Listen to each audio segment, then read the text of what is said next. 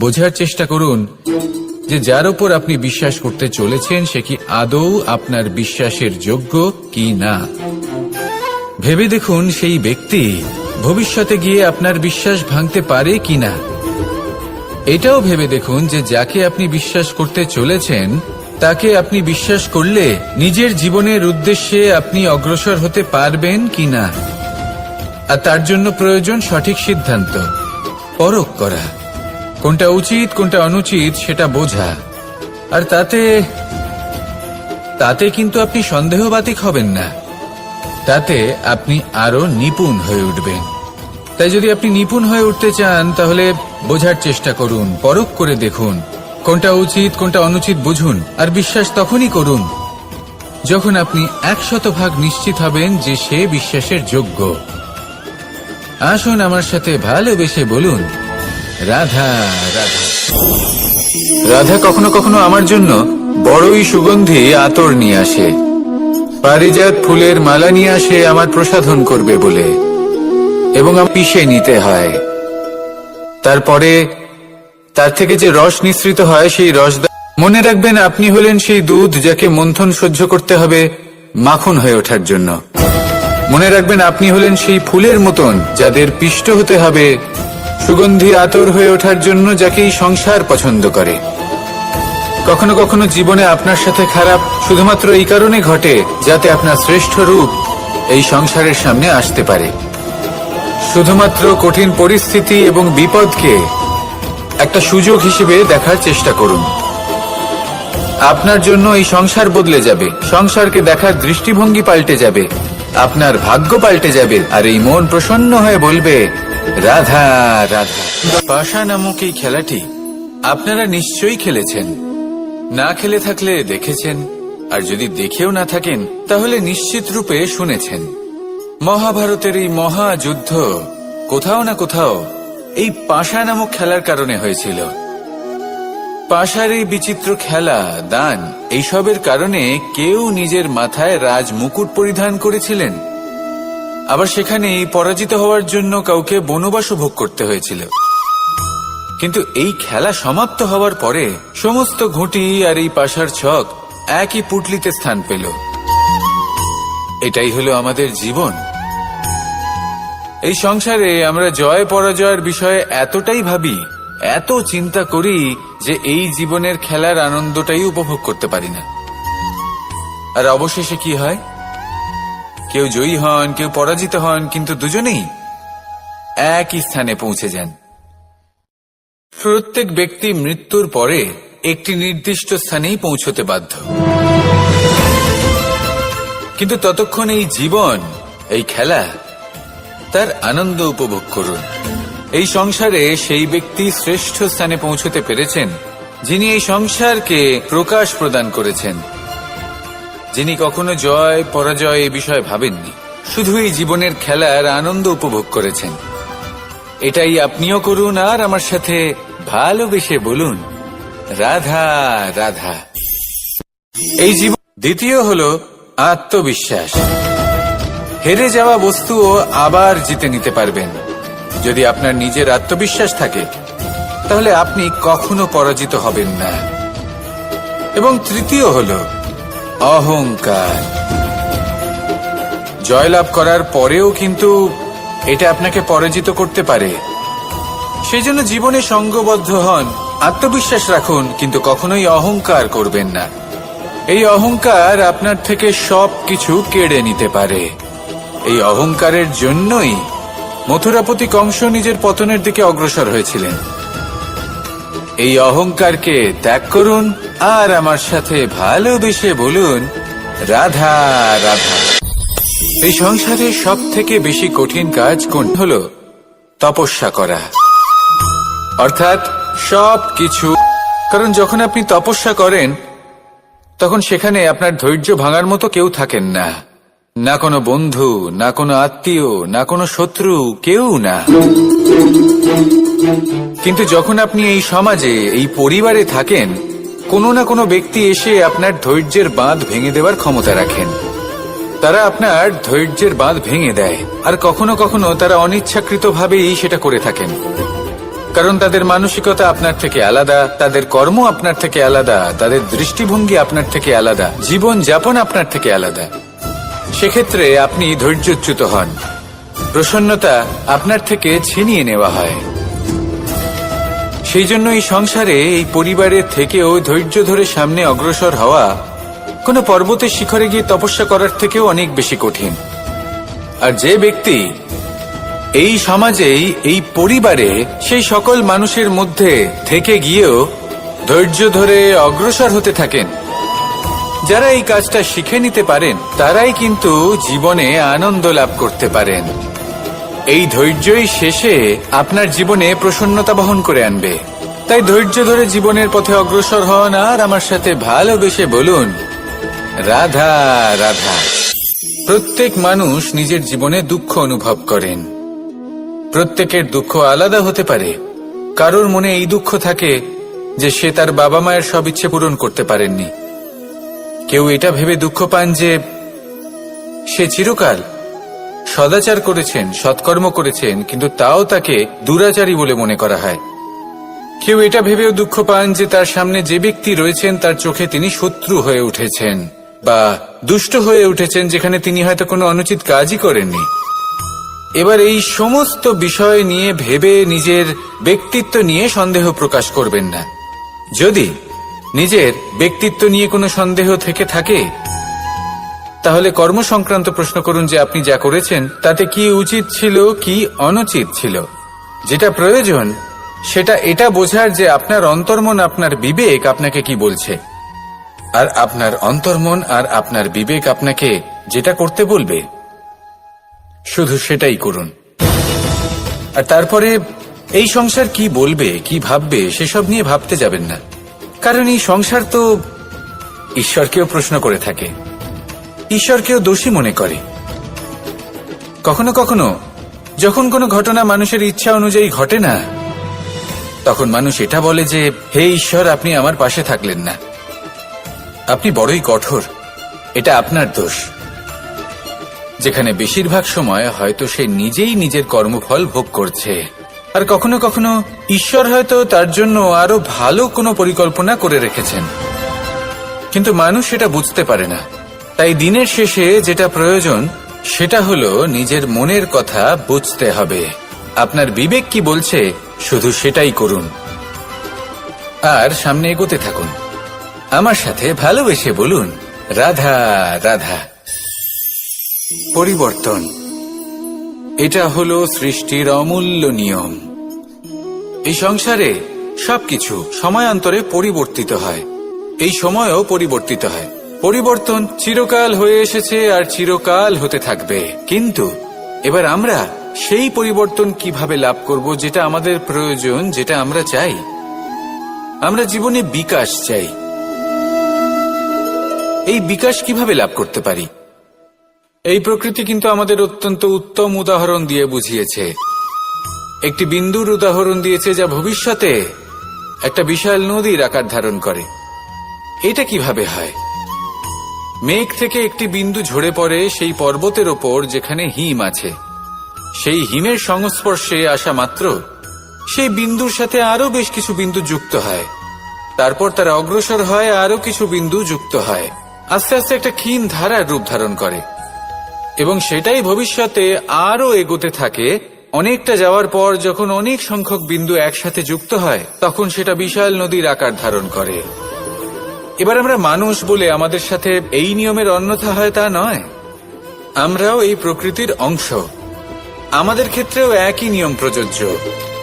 যখন পরিশ্রম করে অনেক সংখ্যক বিন্দু আমরা একত্রিত করব, তখনই পরিবর্তনের নদী প্রবাহিত হবে। প্রয়োজন হলো নিরন্তর পরিশ্রম করা এবং ধৈর্য ধরা। এটা করতে থাকুন, জীবনে সবকিছু লাভ করতে পারবেন। কারণ প্রকৃতি আমাদের এটাই শিখিয়েছে, আর আমরা এই ব্রহ্মরই একটি অংশ, যার দ্বারা এই ব্রহ্মাণ্ড নির্মিত। আসুন আমার সাথে ভালোবেসে বলুন, রাধা রাধা। কখনো এই প্রকৃতির দিকে তাকিয়ে থাকবেন। এই প্রকৃতি অনেক ধরনের শিক্ষা দেয়। কোন একটা গাছকে দেখুন, কিভাবে সে মাটি থেকে জল শুষে নেয়। সে ঝড় হোক বা হোক কড়া রোদ সব সহ্য করে এবং অবশেষে সে ফল ধারণ করে। আর সেই ফল উৎপন্ন করার পরে সে ফল কিন্তু সে নিজে গ্রহণ করে না, এই সংসারকে প্রদান করে, যাতে পশু পাখি মানুষ তারা এই ফল গ্রহণ করে শক্তিশালী হয়ে উঠতে পারে, সুস্থ থাকতে পারে। সেভাবেই নদী, সরোবর এরা নিজেরাও কিন্তু নিজেদের জল গ্রহণ করে না, মাটিকে প্রদান করে, পশু পাখিকে প্রদান করে। সূর্য নিজেও নিজের জন্য প্রজ্বলিত হয় না, সে প্রকাশ ছড়িয়ে দিতে চায় আমাদের সবার কাছে, সে আলো পৌঁছে দিতে চায়। এই প্রত্যেকের কর্মে পরমার্থ নিহিত আছে, আর সেই জন্যই এদের সকলকে পুজো করা হয়। তাই মনে রাখবেন,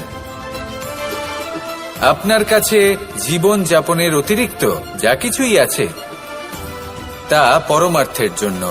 তাহলে তার সদ্ব্যবহার করুন আর আমার সাথে ভালোবেসে বলুন, রাধা রাধা। আমরা প্রত্যেকেই অবশ্যই এমন সময় দেখেছি যখন অনেকগুলো সমস্যা একসাথে আমাদের জীবনে এসে পড়ে।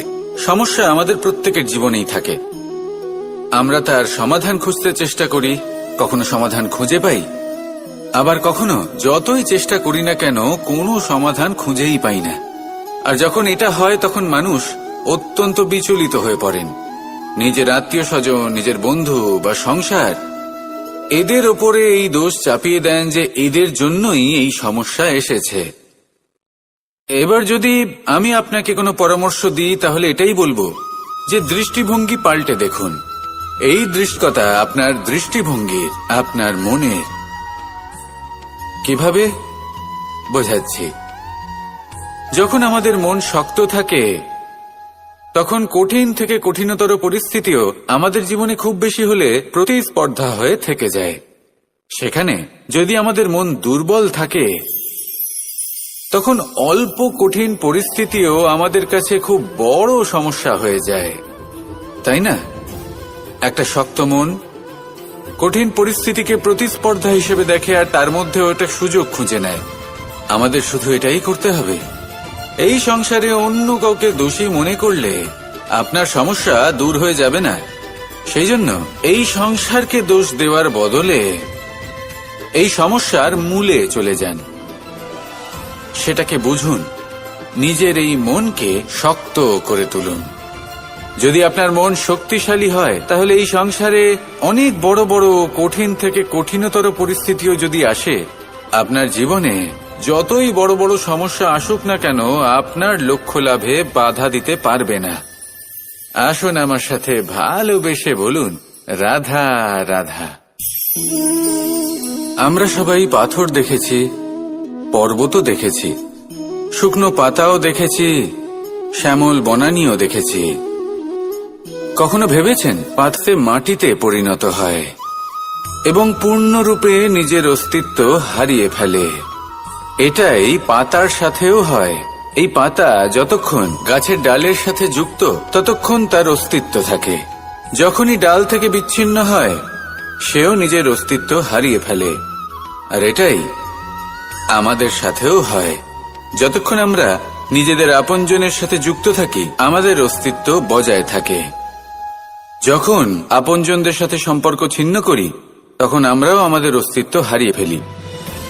এবার এই সংসারের প্রত্যেক ব্যক্তি স্বতন্ত্র থাকতে চান, আর অনেক ব্যক্তি স্বতন্ত্র থাকবেন বলে আপনজনদের দূরে করে দেন আর তাদের সাথে এই সম্পর্ক ছিন্ন করেন। এটা কি সত্যি প্রয়োজন? আপনজনদের সাথে সম্পর্ক ছিন্ন করে নিজের অস্তিত্ব হারিয়ে ফেলা প্রয়োজনীয়, নাকি আপনজনদের সাথে সম্পর্ক বজায় রেখে নিজেদের স্বতন্ত্র করে রাখা সেটা আবশ্যক? নির্বাচন আপনারই। আসুন আমার সাথে ভালোবেসে বলুন, রাধা রাধা। আপনি কি কখনো নৌকা যাত্রা করেছেন? করে না থাকলেও নিশ্চয়ই দেখেছেন যে এই জল যা নিজের অন্তরে সব কিছু সমাহিত করে নিতে পারে, এই নৌকা সেই জলের ওপরেই ভেসে থাকে। নদীর স্রোত কাটিয়ে সে সামনে অগ্রসর হয়, কিন্তু যদি এই নৌকায় কোনো ছিদ্র হয় তাহলে কিন্তু সেই নৌকা ডুবে যাবে। আর এতে কোনো তফাৎ হবে না যে সেই ছিদ্র ছোট নাকি বড়, নৌকা ডুবে যাবে। এই ছিদ্র হলো আমাদের জীবনে আমাদের অপগুণ, আমাদের দোষ, আমাদের বিকার। কখনো এটা ভাববেন না যে এই দোষ খুবই ছোট, এতে কিছুই যাবে আসবে না। না, সেই ছোট দোষ, সেই ছোট বিকার যদি সেটাকে শুধরে না নেন তাহলে সেটা আপনাকে আপনার পতনের দিকে নিয়ে যাবে। শেষ পর্যন্ত এটা আপনার উপর নির্ভরশীল যে আপনি কি চান। আপনার জীবনের এই নৌকা এভাবেই ডুবে যেতে দেখবেন, নাকি নিজেকে শুধরে নিয়ে সেই নৌকার সেই ছিদ্রটাকে ভরিয়ে তুলতে চাইবেন। নির্বাচন আপনার। আসুন আমার সাথে ভালোবেসে বলুন, রাধা রাধা।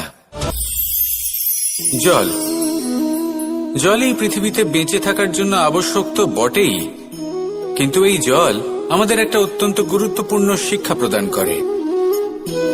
কখনো এই জলকে দেখেছেন?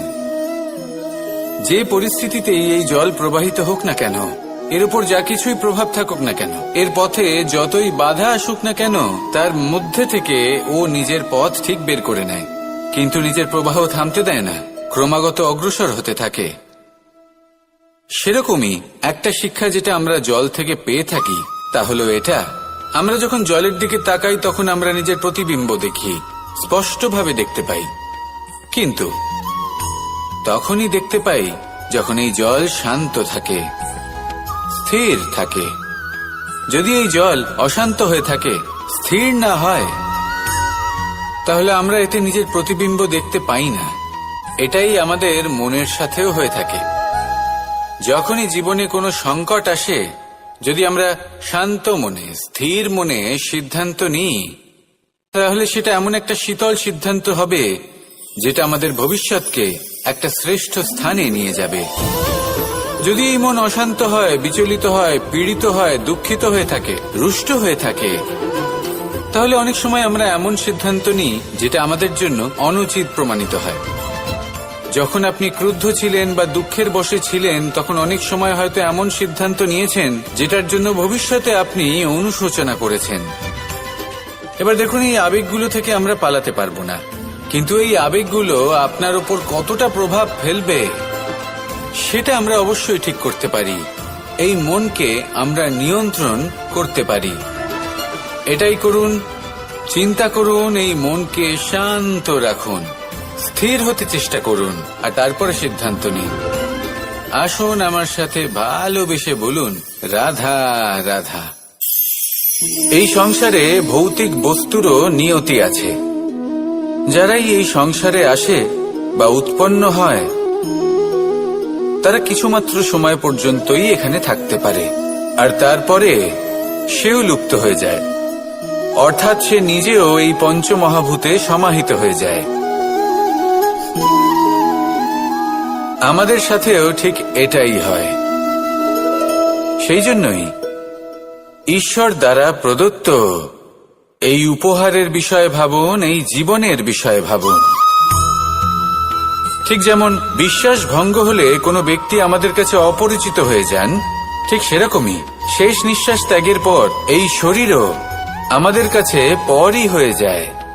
তাই এই শরীর থাকাকালীন শ্রেষ্ঠভাবে একে সদ্ব্যবহার করুন, এই জীবনে শ্রেষ্ঠ কর্ম করুন, আর এই জীবনকে শ্রেষ্ঠভাবে যাপন করার জন্য কিছু কথা বোঝা প্রয়োজনীয়। যদি আপনি কারোর প্রশংসা করেন তাহলে পূর্ণ হৃদয় দিয়ে করুন। যদি আপনি হস্তক্ষেপ করে থাকেন তাহলে মস্তিষ্ক দ্বারা করুন। যদি আপনি সমীক্ষা করেন তাহলে বিবেক দ্বারা করুন। যদি আপনি ধন অর্জন করতে চান তাহলে নীতি অনুসারে চলুন। যদি জীবনযাপন করতে চান তাহলে রীতি মেনে করুন। আর যদি ঈশ্বরের ভজন করতে চান তাহলে ভক্তিভাব নিয়ে করুন।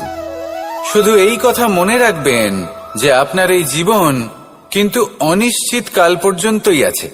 কতক্ষণ আছে সেটা কেউ জানে না। তাই কিছু মুহূর্ত যেটা যাপন করতে আমরা এখানে এসেছি, সেখানে ক্রোধ, অহংকার, ঈর্ষা, এইসব আবেগের কি গুরুত্ব বলুন তো? এগুলো ত্যাগ করুন। মানুষকে ক্ষমা করতে শিখুন, আস্তে আস্তে বিশ্বাস করতে শিখুন, এই সংসারে নিঃস্বার্থভাবে প্রেম করতে শিখুন আর সবার মধ্যে আনন্দ বিতরণ করুন। তাই এই সব গুণ যদি আপনি আত্মসাৎ করতে পারেন তাহলে আপনার জীবনে শুধু আনন্দ এবং আনন্দই বিরাজমান হবে। আসুন আমার সাথে ভালোবেসে বলুন, রাধা রাধা। এবার কখনো কখনো জীবনে আমাদের মনে হয় যে চতুর্দিকে শুধুমাত্র অন্ধকারই হয়ে আছে, প্রত্যেকেরই তা কখনো মনে হয়। আর তখনই আমাদের নিরাশ হলে চলবে না, আমাদের দুঃখী হলে চলবে না। সেই সময় আমাদের খুঁজতে হবে নিজেদের আশেপাশে, চতুর্দিকে আর কোথাও না কোথাও আমরা প্রকাশ অবশ্যই দেখতে পাব, আশার একটা কিরণ অবশ্যই দেখতে পাব। কেউ এমন একটা কর্ম করেন যেটা দেখে আমরা প্রেরিত হয়ে যাই, আর এমন কোনো কর্ম যদি আপনারা করেন তাহলে সেই কর্ম আপনার মনকে প্রসন্ন ভাব, আনন্দ এবং ভালোবাসা দ্বারা ভরিয়ে তুলবে। আপনার অন্তরের সেই অন্ধকারের অন্ত করবে, দুঃখেরও অন্ত করবে। আর এই মন প্রসন্ন ভাব নিয়ে বলবে, রাধা রাধা। যদি কোনো সিংহ বানরের মতো গাছে চড়তে চেষ্টা করে তাহলে কি হবে? একটা মাছ যদি মাটিতে হাঁটতে চেষ্টা করে তাহলে কি হবে? তারা বিফলই হবে। কিন্তু এরকম কেন হয়? তার কারণ হলো প্রকৃতির রচনা কিছুটা এরকম। এখানে প্রত্যেকটি ব্যক্তিকে, প্রত্যেকটি প্রাণীকে আলাদা আলাদা গুণের অধিকারী করা হয়েছে এবং সকলকে একটা সীমাও প্রদান করা হয়েছে। এবার এই যে বৃক্ষ, পশু, পাখি, এদের মধ্যে সেই ক্ষমতাই নেই যে এরা নিজেদের যাচাই করতে পারবে, নিজেদের সীমাগুলো বুঝতে পারবে, নিজেদের সদ্গুণগুলো চিনতে পারবে। এরা সেটা করতে পারবে না। কিন্তু মানুষ তো আলাদা।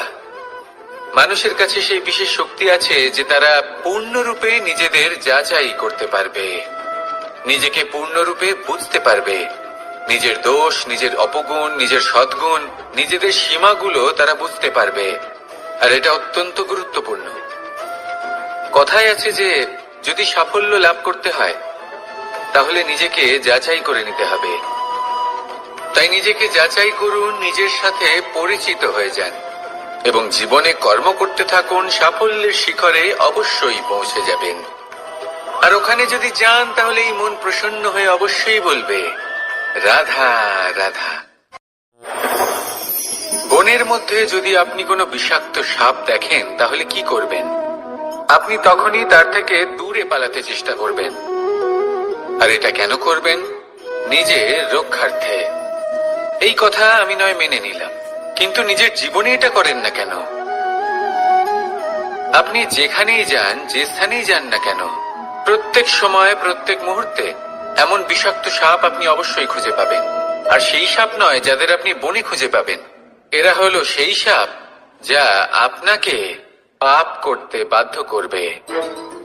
আপনার অন্তরের বাসনা, ক্রোধ, অহংকার, লোভ, ঈর্ষা এদের বৃদ্ধি ঘটাবে। দেখুন, বনের এই সাপ আপনাকে একবার ছেড়ে দিতেও পারে, ছোবল নাও মারতে পারে, কিন্তু এই যে পাপরূপী সাপ আছে তা অবশ্যই ছোবল মারবে। কর্ম যদি করেন তাহলে অবশ্যই ফল পাবেন। সেই জন্য যখনই কোথাও যাবেন, যদি এমন কাউকে দেখেন, যদি এমন কিছু দেখেন যে আপনাকে পাপ করতে বাধ্য করছে, তাহলে সেই মুহূর্তে সেখান থেকে পালিয়ে যান। যেমন বনের সাপ দেখে আপনি পালাতে থাকেন। সৎকর্মের রক্ষা অত্যন্ত আবশ্যক।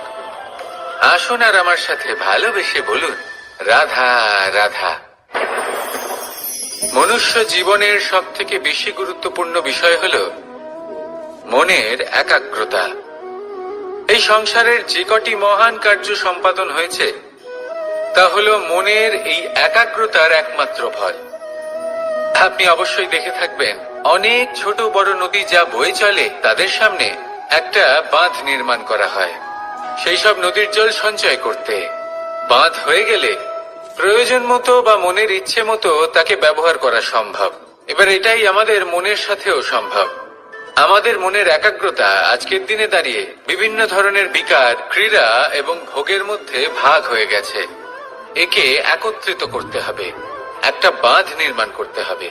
শুধু এটাই করতে হবে, যেটা উচিত কর্ম সেটাই করুন, যেটা অনুচিত কর্ম সেটা করা থেকে নিজেকে বিরত, এটাই করতে হবে। যেটা উচিত কর্ম সেটাই করুন, যেটা অনুচিত কর্ম সেটা করা থেকে নিজেকে বিরত রাখুন। ব্যাস, এই কাজটাই আপনি করতে থাকুন, মনের মধ্যে একাগ্রতার বাঁধ নির্মাণ করুন। আর একবার যদি তা নির্মাণ হয়ে যায়, তাহলে যখন চাইবেন, যেখানে চাইবেন, যতটা চাইবেন, একাগ্রতা প্রয়োগ করতে পারবেন। আর একবার যদি আপনি এটা শিখে যান, তাহলে এই সংসারকে বদলে ফেলার মতো কাজ আপনি করতে পারবেন, সমাজকে শুধরাবার মতো কাজ করতে পারবেন। তাহলে এই মনকে একাগ্র করুন আর আমার সাথে ভালোবেসে বলুন, রাধা রাধা। আমরা সবাই ফল খাই, কিন্তু আমাদের সেই ফলই প্রিয় হয় যে পরিপক্ক হয়ে ওঠে, যেটা নম্র হয়, আর যে ফল অনেক বেশি মিষ্টি আর সুস্বাদু হয়ে থাকে, যাদের রঙে বাহার দেখা যায়। সেইভাবে জীবনে আমরা নানান মানুষের সাথে পরিচিত হই, কিন্তু সেই মানুষই আমাদের মন ছুঁয়ে যায় যারা বিনম্র স্বভাবের, যাদের বাণী খুব মধুর, যাদের অন্তরে আত্মবিশ্বাসের একটা তেজ, একটা রং দেখা যায়। এবার এমন ব্যক্তি আমরা কি করে হব? ঠিক সেইভাবেই যেমন একটা ফল রোদ, বর্ষা, শীত, বায়ু এই সকল সংকটময় পরিস্থিতির সম্মুখীন হয়ে পরিপক্ক হয়ে ওঠে, সেইভাবেই মানুষ সংকটময় পরিস্থিতির সম্মুখীন হয়ে পরিপক্ক হয়ে ওঠেন। যদি এই সংকটের সম্মুখীন হন, তাহলে অভিজ্ঞ হবেন, আর এই অভিজ্ঞতাই শিক্ষা দিয়ে যাবে। এই অভিজ্ঞতা আমাদের শিখিয়ে দেয় যে আমাদের বিনম্র থাকতে হবে, অহংকার করে কোনো লাভ নেই। মধুর বাণীর যে কি মূল্য তা আমরা শিখতে পারি। এই অভিজ্ঞতাই আমাদের বুঝিয়ে দেয় যে উচিত অনুচিত কোনটা, আমাদের দৃষ্টিভঙ্গি তৈরি করে, আর এই দৃষ্টিভঙ্গি দ্বারা আত্মবিশ্বাস জাগ্রত হয়। সেই জন্য জীবনে কখনো বিপদ থেকে দূরে পালাবেন না, সেগুলোর সম্মুখীন হন, অভিজ্ঞতা লাভ করুন, তার থেকে শিক্ষা লাভ করুন, এইভাবেই পরিপক্ক হবেন। আসুন আমার সাথে ভালোবেসে বলুন, রাধা রাধা। ধন সঞ্চয় করা সম্ভব, আর সেই জন্য ধন সব থেকে বেশি মূল্যবান সম্পত্তি নয়। এবার আপনি বলবেন, এ আমি কি বলছি? এই ধন খুব মূল্যবান, আমরা সকলে অর্জন করতে ব্যস্ত। সেটা এই কারণে, কারণ আপনারা জানেন না এই সংসারের সব থেকে বেশি মূল্যবান সম্পত্তি কি। এ হলো সেই সম্পত্তি যা কখনো সঞ্চয় করা সম্ভব নয়। আপনার কাছে যতই ধন থাকুক, তা দিয়ে আপনি স্বাস্থ্য লাভ করতে পারেন, বাড়ি কিনতে পারেন, আদি ইত্যাদি, কিন্তু আপনি যতই ধনী হন না কেন, ফেলে আসা দিনের একটা মুহূর্ত আপনি লাভ করতে পারবেন না। এই একটা মুহূর্ত, এই সময়, এটাই হলো সংসারের সব থেকে মূল্যবান সম্পত্তি। একবার চলে গেলে তা কখনোই ফিরে আসে না। আর এই মুহূর্ত যতই চলে যাক না কেন, আমরা স্মৃতির মাধ্যমে সেগুলি যাপন করতে পারি, তার আনন্দ উপভোগ করতে পারি। আর যার সাথে আমরা সময় অতিবাহিত করেছি, তার স্মৃতিতে আমরা চিরকাল জীবিত থাকতে পারি। সেই জন্য সময় সব থেকে মূল্যবান সম্পত্তি, তাকে এইভাবে নষ্ট করবেন না। প্রত্যেকটা মুহূর্ত উপভোগ করুন, আনন্দ করুন, আর ভালোবেসে বলুন, রাধা রাধা। কনক, কি সুন্দর একটা শব্দ। এর অনেকগুলো রূপ রয়েছে, অনেকগুলো অর্থও রয়েছে। প্রথম অর্থ হলো স্বর্ণ, অর্থাৎ সম্পত্তি। দ্বিতীয় অর্থ ধুতুরা, অর্থাৎ গাছের ছোট একটা বীজ, যা কিনা অত্যন্ত শক্তিশালী হয়। যদি বেশি মাত্রায় এর প্রয়োগ করা হয়, তাহলে এটা বিষময় হয়ে উঠতে পারে।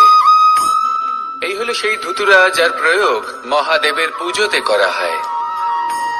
এবার প্রশ্ন হলো এটাই যে এই স্বর্ণ এবং এই ধুতুরার মধ্যে মিল কি রয়েছে। মিল হলো এটাই যে এই দুটোই মানুষকে মত্ত করে তোলে। ধুতুরা মানুষকে তখন মত্ত করে যখন তাকে সেবন করা হয়, কিন্তু স্বর্ণ, ধন, সম্পত্তি, মানুষ এটা যতটাই অর্জন করে নেয় সেটাই যথেষ্ট।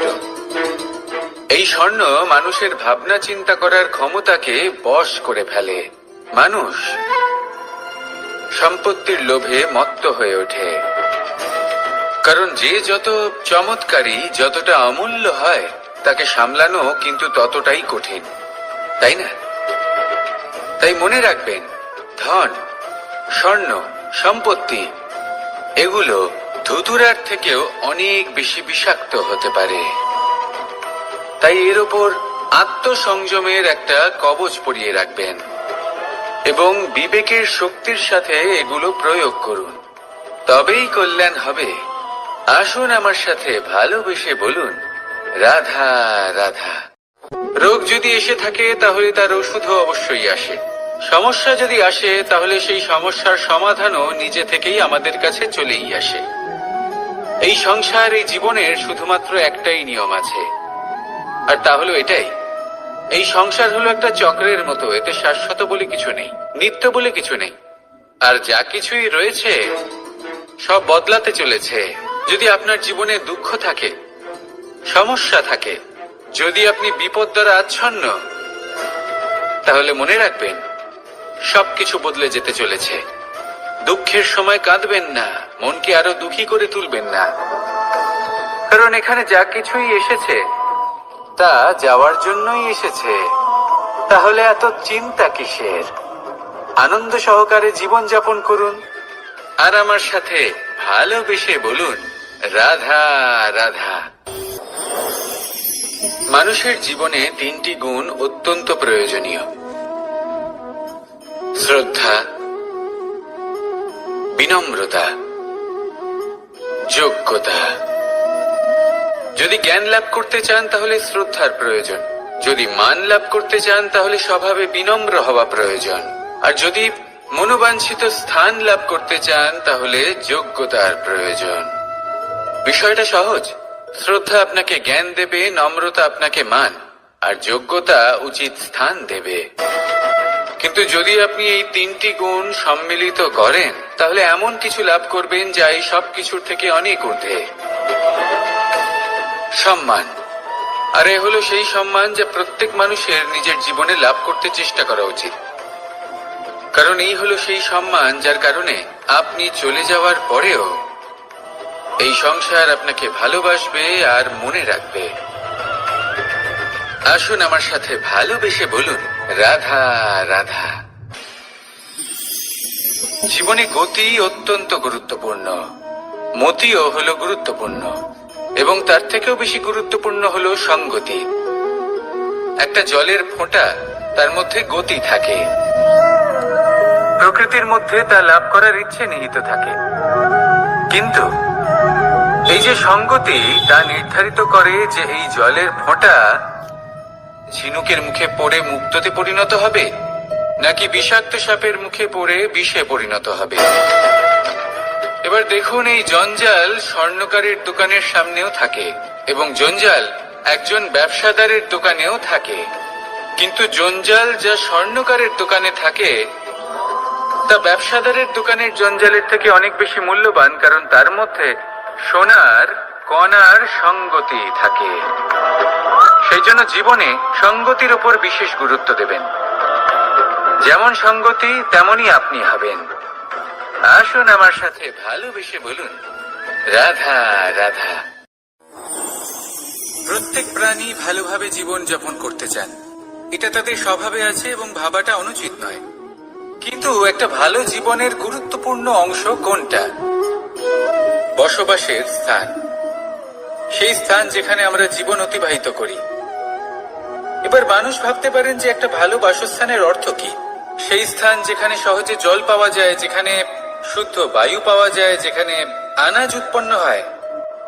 এটা জীবনযাপনের জন্য পর্যাপ্ত বটে, কিন্তু ভালো জীবনযাপনের জন্য আরো একটা কথা আপনাকে বুঝতে হবে।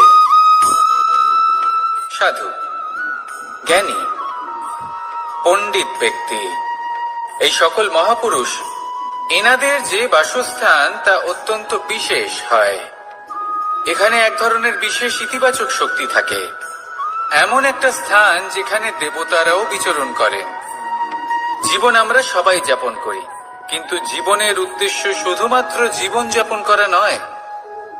জীবনের উদ্দেশ্য হলো মুক্তি লাভ করা। আর এই সকল সাধু, জ্ঞানী, পণ্ডিত ব্যক্তি, এই সকল মহাপুরুষ আপনাকে মুক্তির পথে নিয়ে যেতে পারেন, কারণ এরা হলেন সেই মহাপুরুষ যারা নিজেদের অন্তরের বিকার, অহংকার, ক্রোধ, বিদ্বেষ, এই সকল দোষগুলিকে ত্যাগ করেছেন, এদের উপর বিজয় লাভ করেছেন। এমনই একজন ব্যক্তি আপনাকে মুক্তির পথে নিয়ে যেতে পারে। প্রয়োজন হলো শুধুই এনাদের চিনতে পারা, এদের কথা বুঝতে পারা এবং এদের দেখানো পথে চলা। যদি আপনি এটা করতে পারেন তাহলে এই মন প্রফুল্ল হয়ে বলবে, রাধা রাধা। এই শুকনো পাতাটিকে দেখুন, নিষ্প্রাণ হয়ে পড়েছে। একটা গাছের ডালে ছিল, সেই গাছ ওর লালন পালন করত। যখন যখন বাতাস বইত, এই পাতায় কম্পন দেখা দিত, মনকে প্রফুল্ল করে তুলত। কোনো একদিন এই পাতা গাছের ডাল থেকে ঝরে পড়ে গেল। নিঃসন্দেহে ও নিজের স্বাধীনতা পেল, কিন্তু আস্তে আস্তে শুকিয়ে গেল, নিষ্প্রাণ হয়ে গেল। দেখুন, আমি এই কথা বলছি না যে স্বাধীনতা অনুচিত, কখনোই না।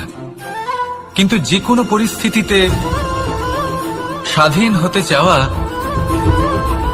এটা নিশ্চিত রূপে অনুচিত। আমরা যদি আমাদের জীবনে পরিবারের গুরুত্ব ভেবে দেখি, তাহলে এই পরিবারে যতই মতভেদ থাকুক না কেন, যতই মনোমালিন্য থাকুক না কেন, যতই বিবাদ থাকুক না কেন, এই সব মিটিয়ে নেওয়া অত্যন্ত প্রয়োজনীয়।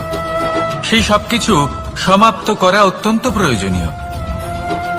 কখনো এই পরিবারকে ভাঙতে দেবেন না, কখনো এই পরিবার থেকে দূরে চলে যাবেন না। এই পরিবার হলো আমাদের জীবনের একটা অমূল্য সম্পদ, অমূল্য এক আশ্রয়, যা এই সংসারে হয়তো কোথাও আপনি পাবেন না। তাই একে আগলে রাখুন। পরিবার সেই গাছ, আসুন আমার সাথে ভালোবেসে বলুন, সেই গাছ, আসুন আমার সাথে ভালোবেসে বলুন, রাধা রাধা।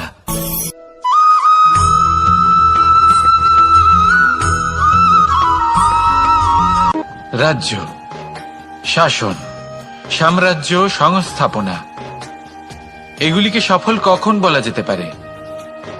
কোন কোন বুদ্ধিজীবী বলেন তখন যখন চারিদিকে শান্তি থাকে, কারোর মনে কোনো প্রশ্ন থাকবে না, শঙ্কা থাকবে না। কিন্তু আমার মনে হয় এটা অনুচিত। কোন রাজ্যের পক্ষে বা কোন শাসনকালে সব থেকে বড় সংকট তখন আসে যখন সব থেকে বেশি যোগ্য ব্যক্তি বা সব থেকে বেশি বিদ্বান ব্যক্তিও শুধু মুখদর্শক হয়ে বসে থাকেন। মনে প্রশ্ন আসতে থাকে কিন্তু জিজ্ঞেস করেন না, শঙ্কা উৎপন্ন হয় কিন্তু ব্যক্ত করতে পারেন না। এটা খুবই অনুচিত। এই যে প্রশ্ন, তা আসা খুব ভালো। এই প্রশ্ন অকারণে আসে না, কোনো সমস্যার কারণেই আসে। এই প্রশ্নের দ্বারা আপনি সেই সমস্যাগুলি দেখতে পাবেন যাতে আপনি এতদিন অনভিজ্ঞ ছিলেন। আর যত প্রশ্নের নিবারণ আপনি করবেন, ততই আপনার রাজ্য, আপনার শাসন আরো শ্রেষ্ঠ হয়ে উঠবে। এই প্রশ্ন, এই শঙ্কা, এগুলো আপনাকে সমাধানের চূড়াতে অবশ্যই নিয়ে যাবে। সেই জন্য না প্রশ্ন করা অনুচিত, আর না শঙ্কা ব্যক্ত করা অনুচিত, আর না তিনি মূর্খ যিনি প্রশ্ন করেন, শঙ্কা ব্যক্ত করেন। তাই এনাদের কখনো দূরে করে দেবেন না, এনাদের নিজস্ব মতামত রাখতে দিন।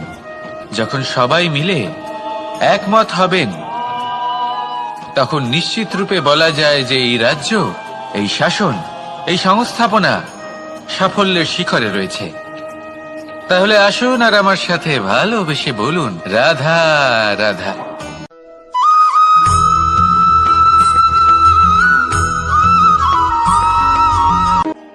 এই সংসারকে আপনি কেমন করে জানবেন, কেমন করে বুঝবেন?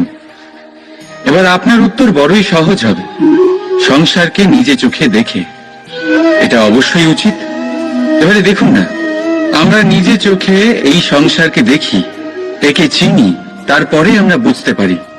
কিন্তু আমরা এটা খেয়াল করতে পারি না যে সমস্ত সংসারকে দেখছে যে চোখ, তা কতটা ছোট হয়, তাই না? একা একজোড়া চোখ আমাদের সমস্ত সংসারকে দেখায়। তাহলে ভেবে দেখুন আপনার কাছে আর কি কি আছে। দুটি চোখ আছে, দুটি কান আছে, বলার ক্ষমতা আছে, যা দিয়ে আপনি শব্দ নির্মাণ করতে পারেন, শব্দ যা দিয়ে আপনি ব্রহ্ম বানাতে পারেন। দুই হাত আছে, যদি সে চায়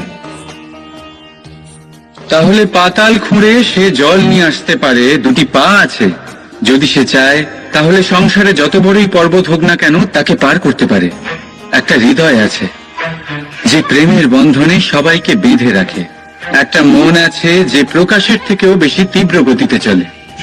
এক মস্তিষ্ক আছে যে যত বড়ই সমস্যা হোক না কেন সমাধান বের করে ফেলে। এবারে ভেবে দেখুন আপনার কাছে কি কি নেই। বোঝার চেষ্টা করুন আপনি কতটা ধনবান। এই সংসারে সেই ব্যক্তি সুখী নন যার কাছে ধন আছে। সুখী সেই যে ধনের সদ্ব্যবহার করে। ঠিক তেমনই আপনার ধন হলো আপনার এই শরীরের ক্ষমতা। এই শরীরের ক্ষমতাগুলিকে ব্যবহার করে ধনাত্মক দৃষ্টিভঙ্গিতে সবকিছু দেখুন। এই সংসারকে বুঝুন, নিজেকে বুঝুন। এই সুখ চাইলেও আপনার থেকে দূরে থাকতে পারবে না। রাধা রাধা।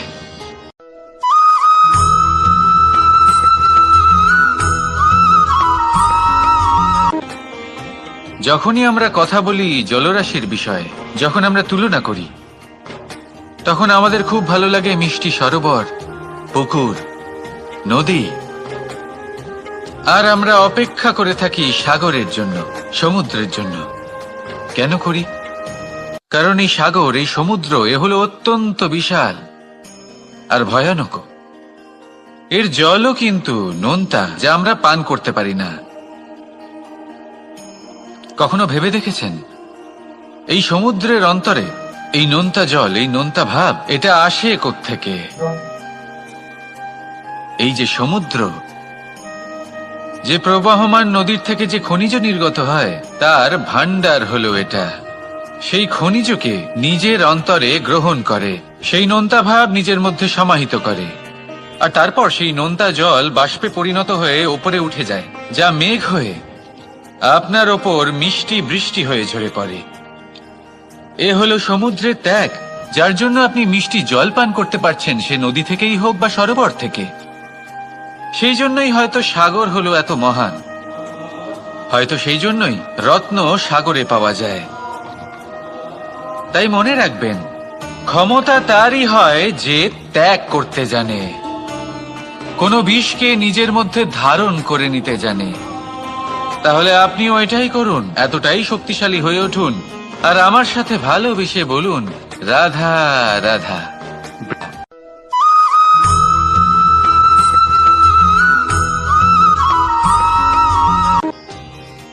মানুষ নিজের জীবনে সুখ পাওয়ার জন্য অনেকবার চেষ্টা করে, কিন্তু সহস্র প্রয়াসের পরেও ব্যক্তি মনের মতো সুখ পায় না। সুখকে পাওয়ার এই যাত্রা অনেক সময় দুঃখের মোড়েতে এসে সমাপ্ত হয়ে যায়। আর মানুষ বুঝে উঠতে পারে না যে কেন এমন হলো। তার প্রয়াস শুদ্ধ ছিল, তার মন পবিত্র ছিল, তার মনোবাঞ্ছনা সঠিক ছিল, কিন্তু তাও কেন সে সুখ পেল না? এর কারণ হলো আপনার আশেপাশের লোকজন আপনার সাথী। আপনি সুখ অথবা দুঃখের লক্ষ্য এনাদের থেকেই পান। তাই মনে রাখবেন, অনেক সময় আমরা দুঃখ এই কারণে পাই কারণ আমরা দুজনের ওপরে ভরসা করি, আর অনেক সময় দুঃখী আমরা এই কারণে হই কারণ আমরা সজ্জনের ওপরে সন্দেহ করি। যেদিন আপনারা এটা বুঝতে পারবেন যে কাদের উপরে সন্দেহ করবেন আর কার থেকে আশা রাখবেন, সেই দিন আপনার জীবন থেকে দুঃখ চিরকালের জন্য চলে যাবে। তাহলে আসুন আর আমার সাথে ভালোবেসে বলুন রাধা রাধা।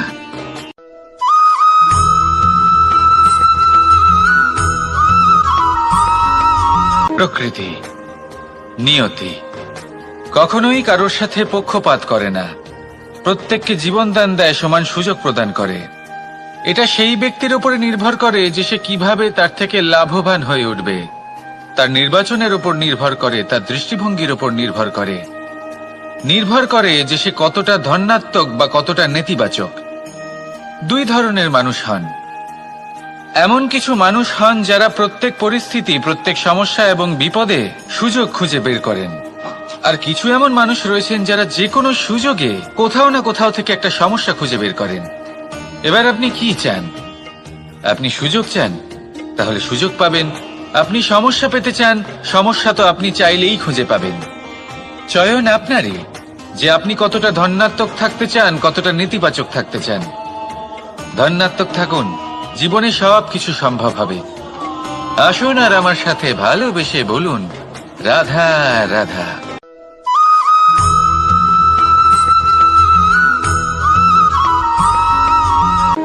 এই পেরেককে দেখতে পাচ্ছেন আপনি? এর আকার কতটা সুন্দর, আর এই আকারের কারণেই খুব সহজেই একে দেওয়ালে রোপণ করা যায়। কিন্তু যখন আপনি এই পেরেককে দেওয়াল থেকে বাইরে আনেন, আপনি দেখবেন ওখানে একটা চিহ্ন রয়ে যায়।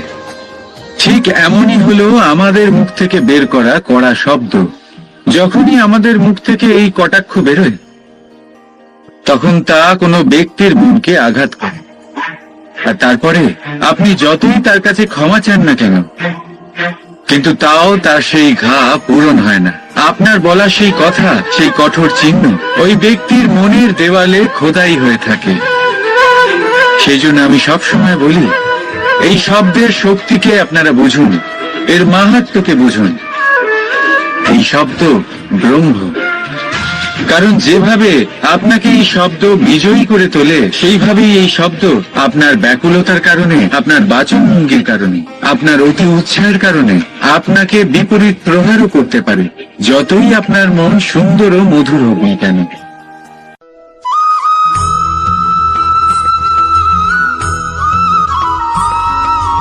আমাদের জীবনে 7 ধরনের সুখ আছে, আর সেগুলো লাভ করার জন্য আমরা অত্যন্ত প্রচেষ্টা করি। কিন্তু কোনো প্রচেষ্টা করার পূর্বে তা কিভাবে করব সেটা বোঝা খুব প্রয়োজন, আর সেখানেই আমরা ভুল করে থাকি। যে কাজটা আমাদের পরে করা উচিত সেটাই আমরা আগে করে বসি। আপনাকে স্পষ্ট করে বোঝাই, প্রত্যেক সুখের সাথে 2টি ক্রিয়া জড়িত থাকে। এবার যখন আমরা ধনের কথা বলি, তখনও 2টি ক্রিয়া জুড়ে থাকে। প্রথম ক্রিয়া হলো ধন অর্জন করা, দ্বিতীয় ক্রিয়া হলো ধনের ব্যবহার করা। আর জীবনে ধনের ব্যবহার করার পূর্বে ধন কিভাবে অর্জন করতে হয় তা শেখা অত্যন্ত প্রয়োজনীয়। আমরা মন্দিরে যাই, ভগবানের আরাধনা করি, তার জন্য পুজো করি, ওনাকে প্রসন্ন করতে চাই, কিন্তু তার আগে ভগবানের ওপর আস্থা রাখা প্রয়োজনীয়। যদি আপনার অটল বিশ্বাস থাকে, তবেই আপনি প্রকৃত ভক্ত হয়ে উঠতে পারবেন। এবার যদি আপনি বক্তা হয়ে থাকেন, শ্রেষ্ঠ বক্তা হতে চান, এই সংসারের সামনে নিজের বক্তব্য রাখতে চান, তাহলে কথা বলার পূর্বে কথা শুনতে শিখুন। তবেই আপনি একজন শ্রেষ্ঠ বক্তা হয়ে উঠতে পারবেন। জীবনে সম্পর্ক স্থাপন করার আগে সম্পর্ক বজায় রাখতে শিখুন, তবেই আপনি একজন প্রকৃত সাথী হয়ে উঠবেন। জীবনে পরাজয় মানার পূর্বে বিজয়ী হওয়ার চেষ্টা কিভাবে করতে হয় সেটা শিখুন, তবেই আপনি একজন নিপুণ ব্যক্তি হয়ে উঠবেন। অন্তিম এবং সবথেকে গুরুত্বপূর্ণ কথা, জীবনে ভালোবাসা লাভ করার পূর্বে ভালোবাসা প্রদান করতে শিখুন, তবেই আপনি একজন প্রকৃত প্রেমী হয়ে উঠবেন। আসুন আমার সাথে ভালোবেসে বলুন, রাধা রাধা।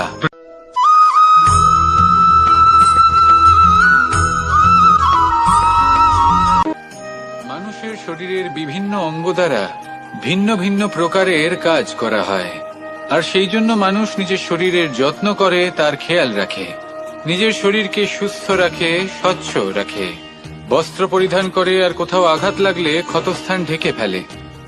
মানুষের শরীরে এমন একটি অঙ্গ আছে যা চোখে দেখা যায় না, যা অদৃশ্য থাকে, কিন্তু সেইটা দিয়ে মানুষের বিষয়ে অনেক কিছু জানা যায়। এবং মানুষের শরীরের সেই অঙ্গের নাম হলো বাণী, আপনার ভাষা।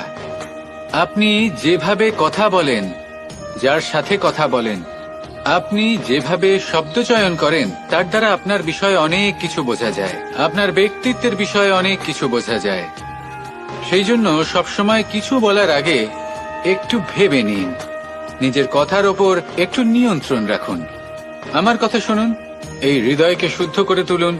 যদি এই হৃদয় শুদ্ধ থাকে, তাহলে সর্বদা মধুর বাণী নির্গত হবে, যা সবাইকে প্রফুল্ল করে তুলবে, আর তখন এই মন প্রসন্ন হয়ে বলবে, রাধা রাধা।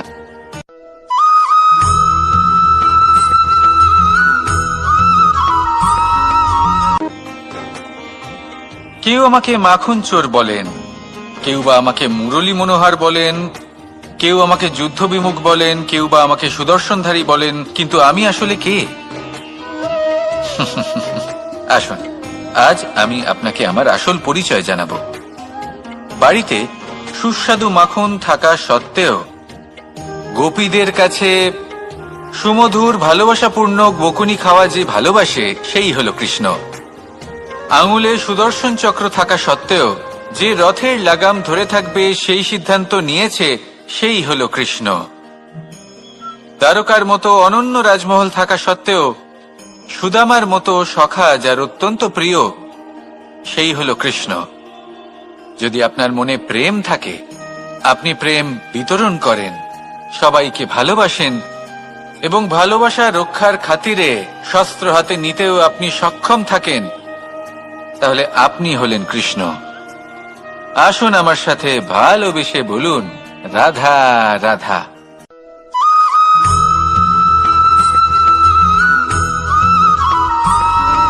ধন, সম্পদ, ঐশ্বর্য, মানুষ হয় নিজের সৌভাগ্যের দ্বারা এগুলো লাভ করে থাকেন বা কর্মের দ্বারা। সৌভাগ্য আসলে কি? গ্রহের দশা, যা প্রত্যেক মুহূর্তে বদলাতে থাকে। কর্মের মাধ্যমে যখন আপনি ধন অর্জন করেন, তখন সেই ধন আপনার আগামী প্রজন্ম লাভ করে। সেটা হয় সে ভোগ করে বা তার জন্য তার ভোগান্তি হয়। আর এটা নির্ভর করছে আপনার কর্মের ওপরে। কি কর্ম করেছেন আপনি সেই ধনকে লাভ করার জন্য? যদি আপনি সৎ পথে চলেন, নিষ্ঠা ভরে আপনি কর্ম করে থাকেন এবং তার ফলে আপনি ধন অর্জন করে থাকেন, তাহলে আপনার আগামী প্রজন্ম সেটা ভোগ করবে, সেটা প্রয়োগ করবে নিজের বিকাশের জন্য। কিন্তু যদি আপনি কুকর্ম করে থাকেন, কোন রকম ছলনা করে থাকেন এই ধন লাভ করার জন্য, তাহলে 100% আপনার আগামী প্রজন্মকে এর জন্য ভুগতেই হবে। তাহলে আপনি কি চাইবেন? যে আপনার আগামী প্রজন্ম সুখ ভোগ করবে, নাকি আপনার কুকর্মের পরিণাম ভোগ করবে? নির্বাচন আপনারই। আসুন আমার সাথে ভালোবেসে বলুন, রাধা রাধা।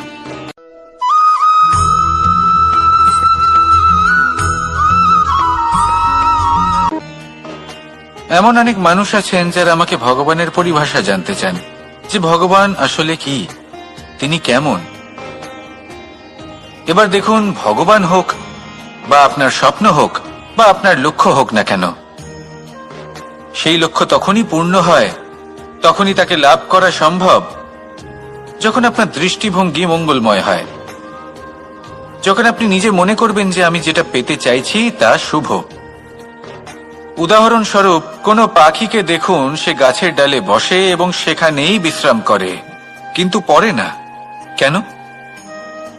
কারণ ওর বিশ্বাস যে যে শাখার উপরে ও বসে আছে সেটাই হলো ওর বাসস্থান। যদি আপনি বিশ্বাস করেন, তাহলে আপনি পাথরের মধ্যেও ভগবান দর্শন করতে পারবেন। আর যদি বিশ্বাস না থাকে, তাহলে যদি ভগবান সামনে দাঁড়িয়েও থাকে, তবেও আপনার বিশ্বাস হবে না। তাই বিশ্বাস করতে শিখুন। এই বিশ্বাসের আধারেই আপনি সেই সব কিছু পাবেন যা আপনি পেতে চাইছেন। আসুন আমার সাথে ভালোবেসে বলুন, রাধা রাধা।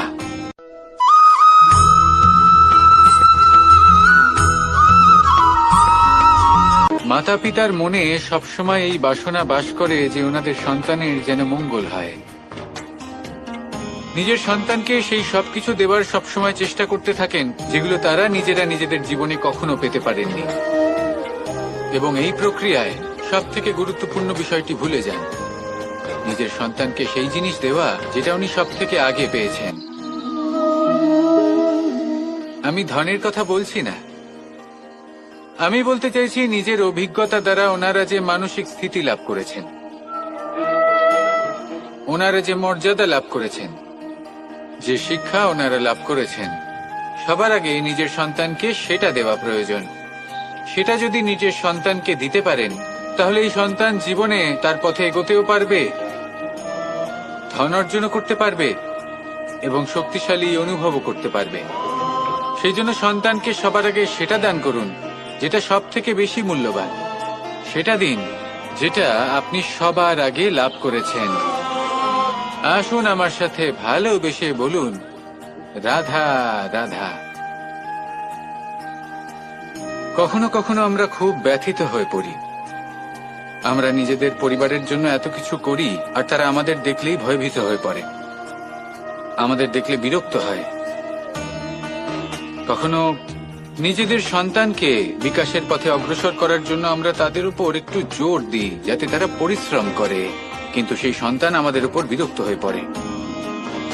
কখনো সন্তানকে সঠিক শিক্ষা দেওয়ার জন্য আমরা তাদের কিছু সীমা নির্ধারিত করি, তখন সেই সন্তানের চোখে নিজেদের জন্য আমরা ঘৃণা দেখতে পাই।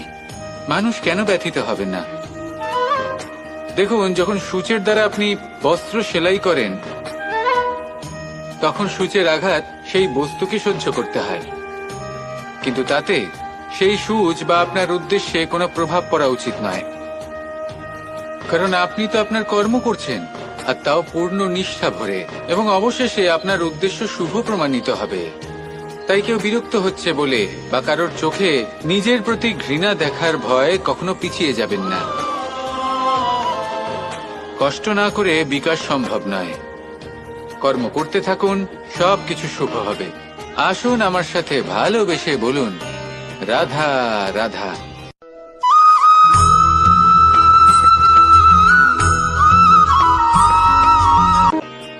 জল হলো জীবনের আধার।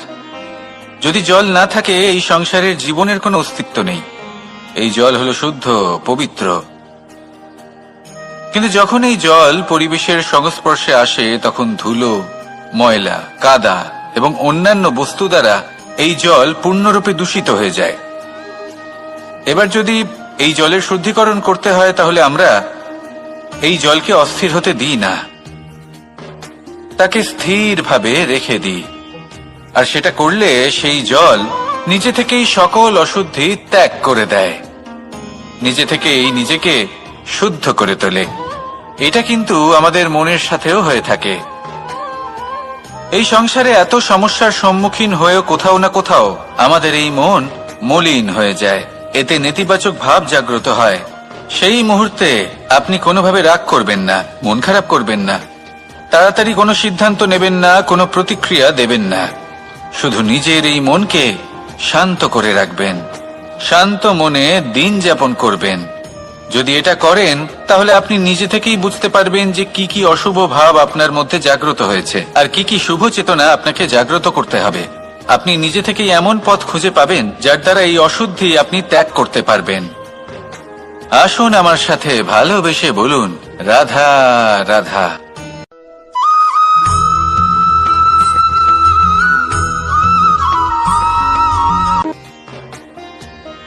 প্রেমের পরিভাষা আসলে কি? ভিন্ন ভিন্ন ধরনের ব্যক্তি, ভিন্ন ভিন্ন ধরনের প্রেমী, আলোচক বিভিন্ন ধরনের পরিভাষা প্রদান করেন এই প্রেম নিয়ে। কিন্তু প্রত্যেকের মনেই কখনো কখনো এই প্রশ্ন এসেছে, এই ভালোবাসা আসলে কি? নিজের প্রিয়তমকে জয় করাই কি প্রেম? চার হাত এক হয়ে যাবার নামই কি প্রেম? নিজের আবেগ ব্যক্ত করাই কি ভালোবাসা? না, প্রেমের অর্থ কাউকে লাভ করা নয়, বরং তার মাঝে বিলীন হয়ে যাওয়া। যদি কারোর হাত ধরে থাকি তাহলে আজীবন তার সাথে পথ চলা হলো প্রেম। প্রেম শুধুমাত্র সেটা নয় যা প্রেমী আর প্রেমিকার কেশদামে মালা বেঁধে দেয়। মাতা পিতার জন্য দিনরাত পরিশ্রম করা, নিজের পরিবারের জন্য দিনরাত পরিশ্রম করা, সেটাও প্রেম। নিজের বন্ধুদের জন্য, আপনজনের জন্য সবকিছু উজাড় করে দেওয়ার নাম হলো ভালোবাসা। নিজের মাতৃভূমির জন্য সাহসের সাথে লড়াই করা এবং আনন্দে নিজের জীবন ত্যাগ করে দেওয়াও কিন্তু প্রেমের নামান্তর। সেই জন্য যারা বুদ্ধিমান ব্যক্তি তারা কখনো প্রেমের পরিভাষা খুঁজতে চান না, কারণ তারা জানেন যে এই প্রেম কতটা বিশাল। তারা জানেন যে এই প্রেম হলো এক বিশাল সাগর যাকে নিজের মুঠোয় ধরে রাখা যায় না। সেই জন্য এই প্রেমের সাগরে ডুবে যান এবং সকলকে ভালোবাসতে শিখুন। যদি সবাইকে ভালোবাসতে পারেন তাহলে তাদেরও কল্যাণ হবে যারা আপনাকে ভালোবাসে, এবং সকলকে ভালোবাসতে শিখুন। যদি সবাইকে ভালোবাসতে পারেন তাহলে তাদেরও কল্যাণ হবে যারা আপনাকে ভালোবাসে, তাদেরও কল্যাণ হবে যাদেরকে আপনি ভালোবাসেন, আর আপনারও কল্যাণ হবে। আর তখন এই মন ভালোবেসে বলবে রাধা রাধা।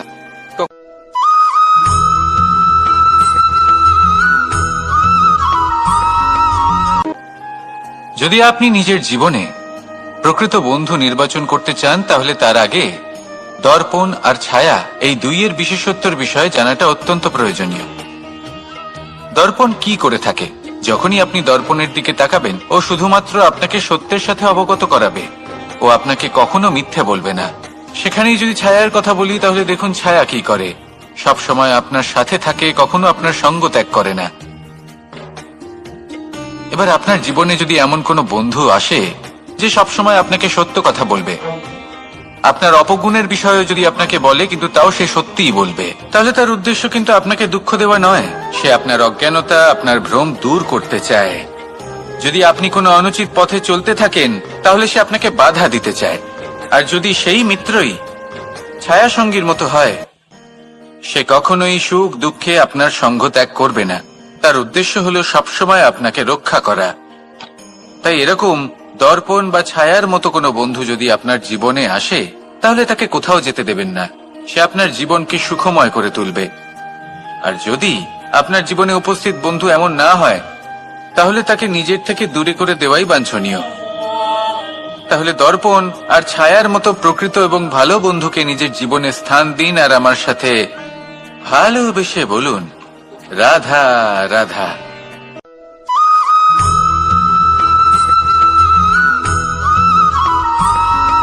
কখনোই প্রশ্ন আসতে পারে যে ইমারত কেন নির্মাণ করা হয়, কেন উৎসব পালন করা হয়, কেন মানুষ নিজেদের জন্মদিন পালন করেন, কেন দোল, বিজয়া দশমী, রাখি, দীপাবলির মতো উৎসব পালন করা হয়। যদি এগুলো পালন না করা হয় তাতে কি যায় আসে? যদি এই দোল উৎসব পালন না করা হয়, তাহলে কি এই সংসার ভুলে যাবে যে নারায়ণের প্রতি ভক্তির কারণে ভক্ত প্রহ্লাদকে অগ্নি স্পর্শও করতে পারেনি? যদি বিজয়া দশমী পালন না করা হয়, তাহলে কি এই সংসার ভুলে যাবে যে এই দিনে শ্রীরাম রাবণকে বধ করেছিলেন?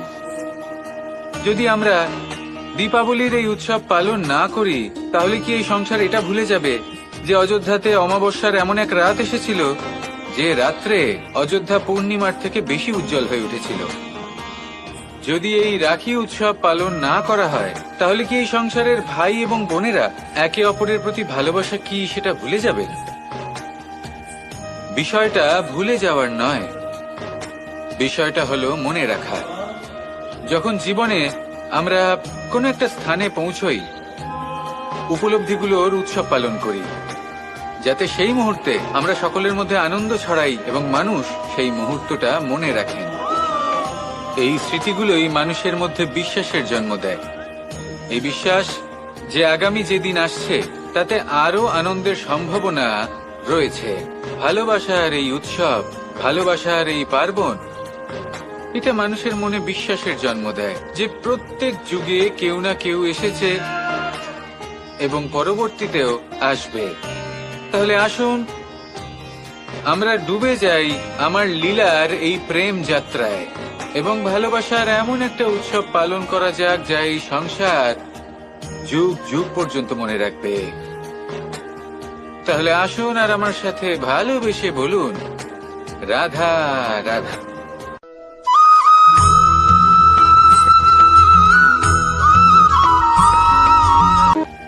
আমাদের এই জীবন, তাতে এই যে সময় চক্র, তা তিনটি ভাগে বিভক্ত। এক হলো অতীতকাল, ফেলে আসা অতীত, তারপরে আসে বর্তমান, এখনকার এই মুহূর্ত, আর তারপর আসে আগামীকাল অর্থাৎ ভবিষ্যৎ। এবার এখানে সবথেকে গুরুত্বপূর্ণ হলো অতীতকাল, ভবিষ্যৎকাল, ফেলে আসা অতীত এবং আগামী সময়। কেন? কারণ এই দুইয়ের উপর নির্ভর করছে যে আপনি বর্তমানে কি করতে চলেছেন। শুধু প্রয়োজন হলো সঠিক দৃষ্টিভঙ্গির। অতীতকালকে যদি আপনি একটি দৃষ্টিভঙ্গি থেকে দেখেন, তাহলে অতীতকালে আপনি দুঃখও দেখতে পাবেন, যন্ত্রণাও দেখতে পাবেন। অন্য কোনো দৃষ্টিভঙ্গি থেকে দেখলে আপনি অতীতকাল থেকে শিক্ষাও লাভ করবেন। এবার এই শিক্ষা অনুসারেই বর্তমানে কর্ম করা উচিত। এবং যদি ভবিষ্যতের কথা বলি, তাহলে বলবো ভবিষ্যতের কথা ভেবে আপনি আজ অবশ্যই চিন্তিত হতে পারেন। অন্য একটি দৃষ্টিভঙ্গি থেকে দেখলে এই ভবিষ্যতেই আপনি একটি লক্ষ্য, একটি উদ্দেশ্য দেখতে পাবেন যে আপনি কি করতে চান, কি লাভ করতে চান। এবার সেই অনুসারে বর্তমানে কর্ম করা উচিত, ভবিষ্যৎ এবং অতীতকাল অনুসারে। এভাবেই যদি জীবনে কর্ম করতে থাকেন, আপনার এই বর্তমানের দিনগুলো আপনি একটু নতুন ভাবে বাঁচতে পারবেন। এভাবেই যদি জীবনে এগোতে থাকেন, তাহলে আপনার জীবনে আনন্দের উদ্ভব হতে কেউ বাধা দিতে পারবে না। আসুন আমার সাথে ভালোবেসে বলুন, রাধা রাধা।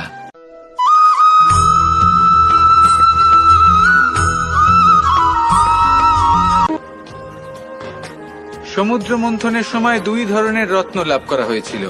প্রথম হলাহল, যার প্রভাব থেকে এই সমস্ত সংসারের জীবের প্রাণ বাঁচানোর জন্য মহাদেব তাকে নিজের কণ্ঠে ধারণ করে নিয়েছিলেন। আর দ্বিতীয় অমৃত, যেটা কিঞ্চিত পরিমাণ মাত্রায় পাওয়া গেছিল। কখনো কখনো জীবনে এমন কোন বস্তু যা আপনি প্রয়োজনের থেকেও অনেক বেশি মাত্রায় ভোগের জন্য লাভ করে থাকেন, তা আপনার জন্য বিষ প্রমাণিত হতে পারে। যেমন জল, প্রয়োজনের থেকে অনেক বেশি মাত্রায় যদি এই জল আসে তাহলে আপনার প্রাণ কাটতে পারে। কিন্তু পরিশ্রমের পরে এক পাত্র শীতল জল দ্বারা আপনি যদি স্নান করে নেন, তাহলে তা আপনার শরীরের জন্য অমৃত হবে। পরিশ্রম করার পরে যদি আপনার শরীর এক পাত্র খাবার লাভ করে, তাহলে তা আপনার শরীরের জন্য অমৃত। কিন্তু যদি কোনো পরিশ্রম না করেই আপনি দিনরাত শুধুই খাবার গ্রহণ করতে থাকেন, তাহলে আপনার কাছে তা বিষ সমান। বিষ এবং অমৃত গ্রহণ করাটা আপনার উপরে নির্ভর করছে। কোনো বস্তু আপনার পক্ষে বিষও হতে পারে, আবার অমৃতও হতে পারে। নির্ভর করছে যে আপনি সেটা কিভাবে ব্যবহার করছেন, কতটা মাত্রায় ব্যবহার করছেন। আসুন আমার সাথে ভালোবেসে বলুন, রাধা রাধা।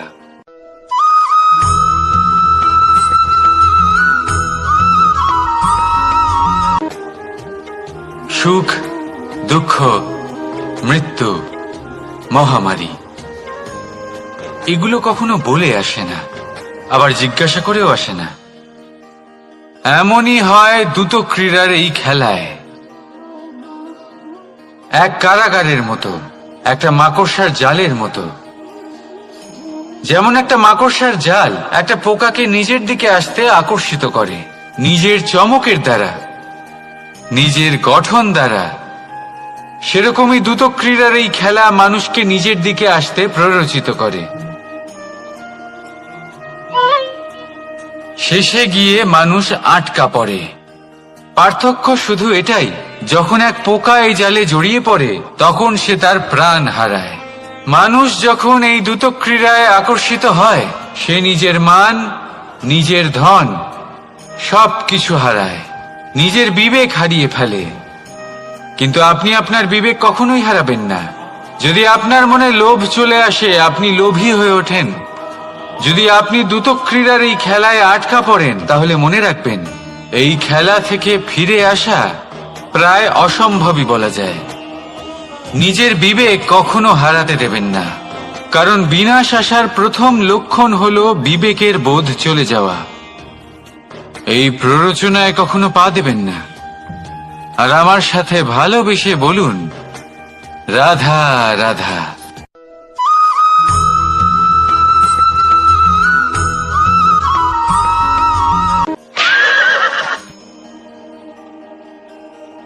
প্রেম, আড়াই অক্ষর, মাত্র আড়াই অক্ষরের এই শব্দ প্রেম, এর মধ্যে ত্রিলোকের এবং সমগ্র ব্রহ্মাণ্ডের বীজ নিহিত আছে। এমন কি আছে যা এই প্রেম করতে পারে না? যেখানে শক্তি এবং বিদ্যা প্রয়োগ করে আপনি কিছুই করতে পারবেন না, সেটাও প্রেম দ্বারা অর্জন করা সম্ভব। প্রেম চাইলে পাথরেও ফুল ফোটাতে পারে। প্রেম চাইলে ন্যাড়া পাহাড়ের বুক চিরে নদীপথ তৈরি করতে পারে। চাইলে নিরক্ষর ব্যক্তিকে সংসারের শ্রেষ্ঠ জ্ঞানী করে তুলতে পারে। শুধুমাত্র এই প্রেমের জন্য সবার দুষ্টু কানাই ঘনশ্যাম হয়ে উঠেছিল। শুধুমাত্র এই প্রেমের টানেই ত্রিলোকের স্বামী দ্বারকাধীশ নির্ধন সুদামার পদসেবাও করেছিলেন। এই প্রেম হলো সংসারের সব থেকে বড় শক্তি। এই সংসারের আধার হলো প্রেম। এমন কিচ্ছু নেই যা এই প্রেমের পক্ষে সম্ভব নয়। যেখানে বিদ্যা এবং শক্তি সাহায্য করতে পারে না, সেখানে এই প্রেম আপনাকে জয়ী করে দিতে পারে। তাহলে আসুন আর আমার সাথে ভালোবেসে বলুন, রাধা রাধা।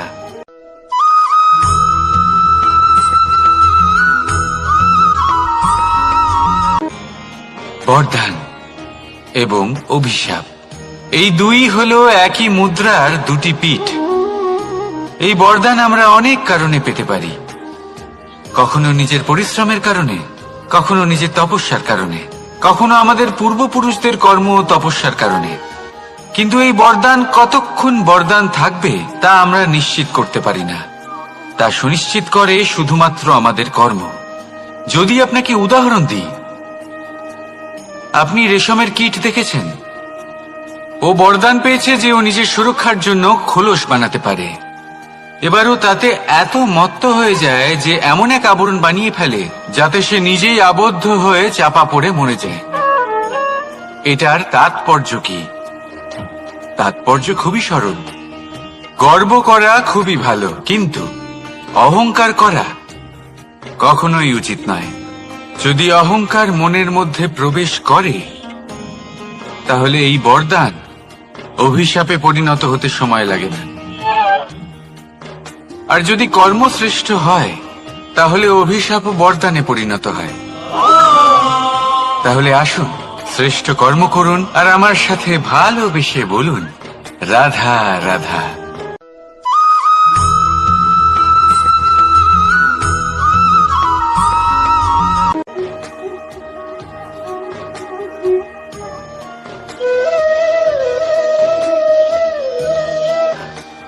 কর্ম এবং ফল, দেখতে গেলে এই সমস্ত ব্রহ্মাণ্ড এই দুইয়ের মাঝেই স্থির হয়ে আছে।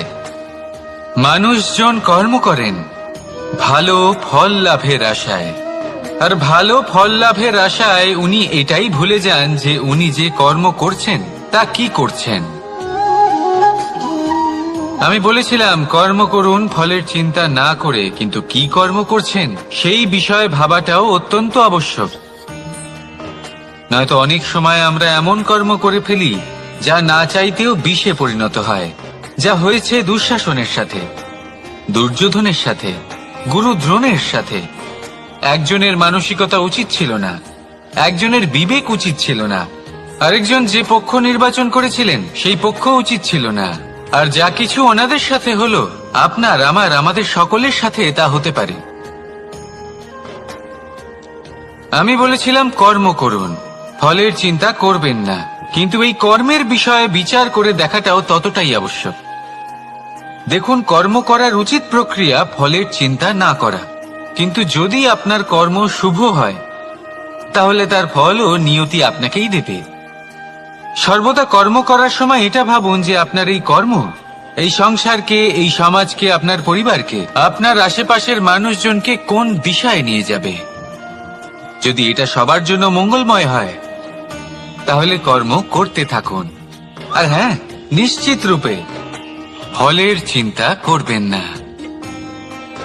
আসুন আমার সাথে ভালোবেসে বলুন, রাধা রাধা।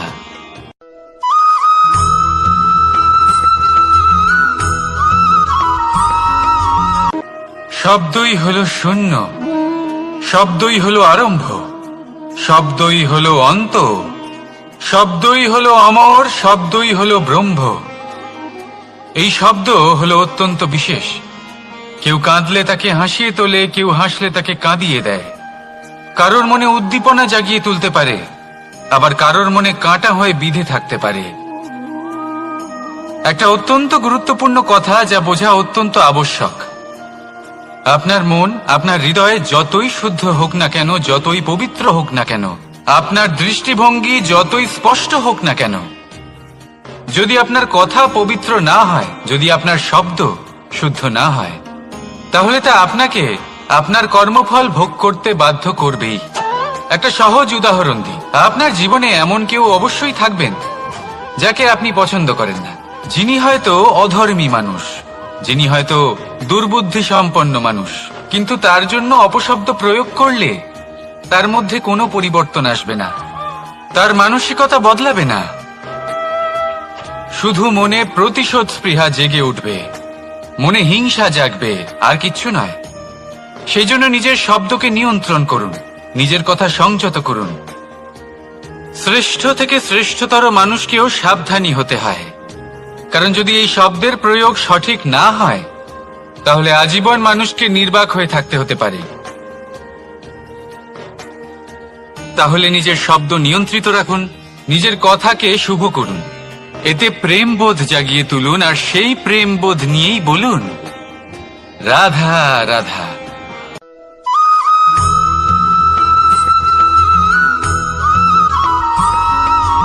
বটবৃক্ষের বীজ সর্ষের দানার থেকেও ছোট হয়, কিন্তু যখন তা নিজের রূপ ধারণ করে তখন তা বিশাল বৃক্ষের আকার ধারণ করে, যা সহস্র বছর ধরে বেঁচে থাকে, ছায়া প্রদান করে, পাখিদের আশ্রয় প্রদান করে, আর দেয় পথচারীদের বিশ্রাম করার স্থান। কেন? কারণ সেই ছোট বীজ তা মাটির ভেতরে গিয়ে নিজের খোলস ত্যাগ করে। অন্ধকারে থাকে সে, যতই আলো আসুক না কেন, যতই বর্ষা আসুক না কেন, সব সহ্য করে। আর তারপরে একটা চারা গাছ অঙ্কুরিত হয়, তারপর ধীর গতিতে একটা বিশাল বৃক্ষতে পরিণত হয়। দেখুন, জীবনে কঠিন সময় আসে, এই জন্য নয় যে আপনি হার মেনে নেবেন, এই জন্য আসে যাতে আপনি ভবিষ্যৎ নির্মাণের জন্য নিজেকে তৈরি করতে পারেন। যদি কঠিন সময়ে আপনি ওই বীজের মতো দৃঢ় হয়ে থাকতে পারেন, তাহলে আপনিও একদিন সেই বিশাল বৃক্ষের মতো নিজের অস্তিত্ব গড়ে তুলতে পারবেন, যা সহস্র বছর পর্যন্ত মনে রাখা হবে। আসুন আমার সাথে ভালোবেসে বলুন রাধা রাধা।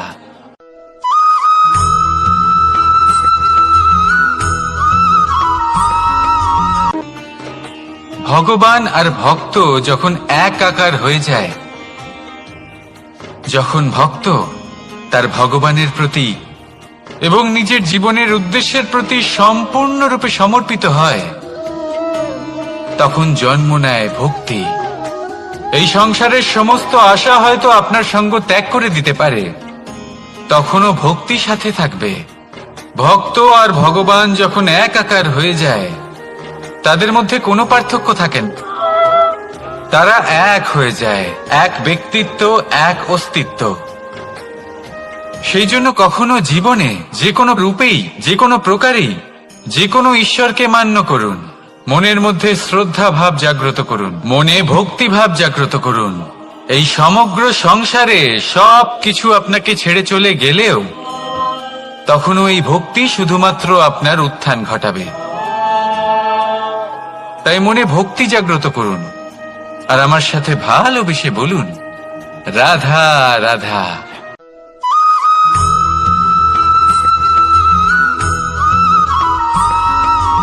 বটবৃক্ষের বীজ সর্ষের দানার থেকেও ছোট হয়, কিন্তু যখন তা নিজের রূপ ধারণ করে তখন তা বিশাল বৃক্ষের আকার ধারণ করে, যা সহস্র বছর ধরে বেঁচে থাকে, ছায়া প্রদান করে, পাখিদের আশ্রয় প্রদান করে, আর দেয় পথচারীদের বিশ্রাম করার স্থান।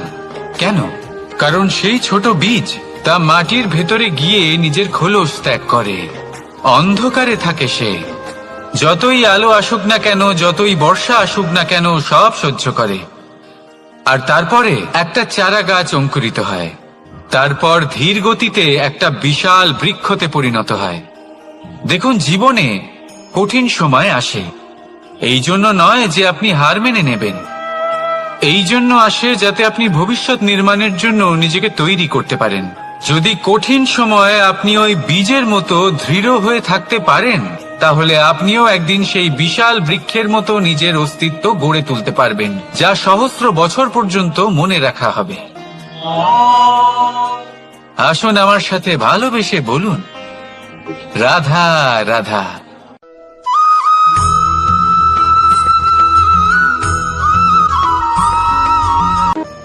সাফল্য কে না চান? সাফল্য লাভ করার, শিখরে পৌঁছানোর আলাদাই একটা আনন্দ রয়েছে। আর আপনজনদেরও কে না চান?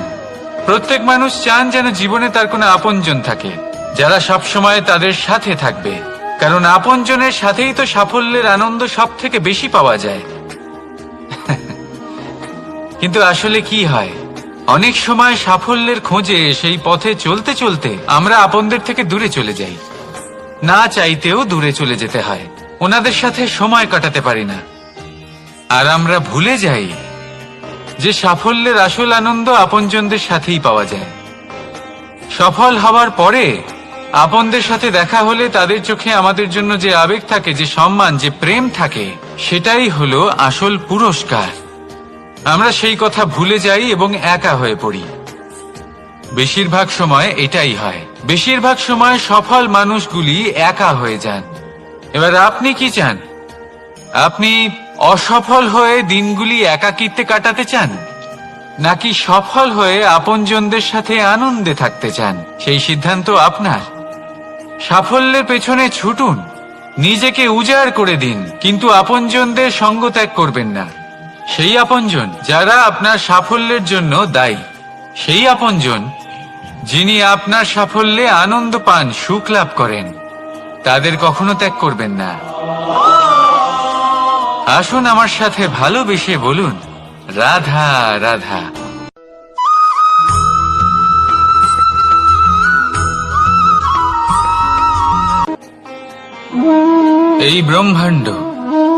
এই ব্রহ্মাণ্ড কত বৃহৎ, তাই না? যার সম্মুখে এই পৃথিবীকেও একটা বিন্দুর মতো মনে হয়। আর এই পৃথিবীতে আমরা কে হই, আমাদের আকার কিরকম, আমাদের অস্তিত্বই বা কি? যখন আমরা এভাবে ভাবি তখন মনে হয় আমরা কিছুই নই। তা আমরা যখন কিছুই নই, তাহলে আমরা এত চিন্তা করি কেন? কি ভেবে ভয় পাই? কাকেই বা এত ভয় পাই?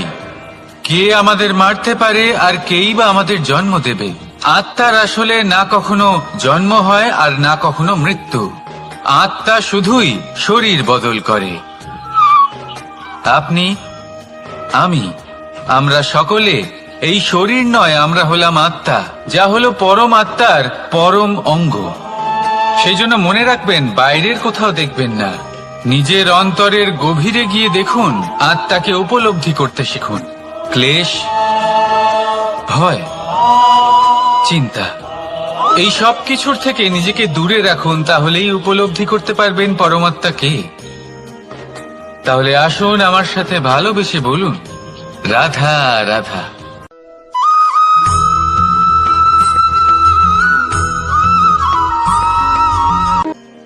মানুষ আর ধন, এই দুইয়ের মধ্যে সম্পর্ক খুব ঘনিষ্ঠ। ধন হলো সেই শক্তি যার ব্যবহার মানুষ করে থাকে সাংসারিক বস্তু ক্রয় করার জন্য, নিজের জীবন যাপন করার জন্য। আর মানুষ হলো সেই শক্তি যারা ধনকে গুরুত্বপূর্ণ করে তোলেন। এবার একটা কথা বলি, ব্যবহার করা উচিত ধনকে আর ভালোবাসা উচিত মানুষকে। এটা বেশিরভাগ মানুষই বোঝেন না। মানুষ এখানেই সব থেকে বড় ভুল করে বসেন। তারা ভালোবাসেন ধনকে আর ব্যবহার করেন মানুষকে। এ হলো অনুচিত। দেখুন, আপনি একটা সূচের দ্বারা যুদ্ধ করতে পারবেন না, আর কোনো তলোয়ার দ্বারা বস্ত্র সেলাই করতে পারবেন না, তাই না? কোনটা কিসের জন্য হয় সেটা বোঝা অত্যন্ত জরুরি। আপনিও সঠিক দিকে অগ্রসর হন। মানুষকে ভালোবাসুন আর ধনকে ব্যবহার করুন। যদি আপনি মানুষকে ব্যবহার করেন, তাহলে আপনি ভালোবেসে ফেলবেন ধনকে। আর এই ভালোবাসা ধীরে ধীরে পরিণত হবে লোভে, আর ধীরে ধীরে এটা আপনাকে বিনাশ করে দেবে। তাহলে সমস্ত মানুষকে ভালোবাসুন আর এইভাবে ভালোবেসে বলুন, রাধা রাধা।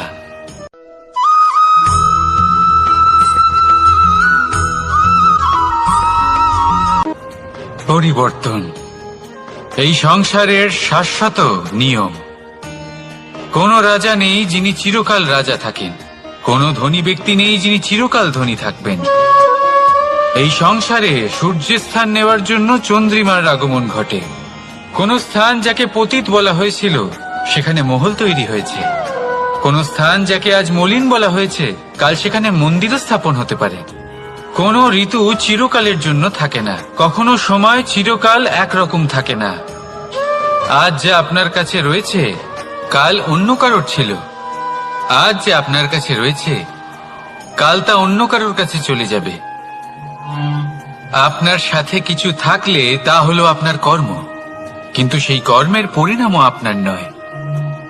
আপনি শুধু কর্ম করুন, বাকি সবকিছুই পরিবর্তনশীল। কিন্তু সেই পরিবর্তনকে দেখে ভয় পাওয়ার প্রয়োজন নেই, তাকে স্বাগত জানান। যদি আপনি হাসি মুখে সেই পরিবর্তনকে স্বাগত জানান, তাহলে এই পরিবর্তনও হাসি মুখে আপনার সাথে থাকবে। আসুন আমার সাথে ভালোবেসে বলুন, রাধা রাধা।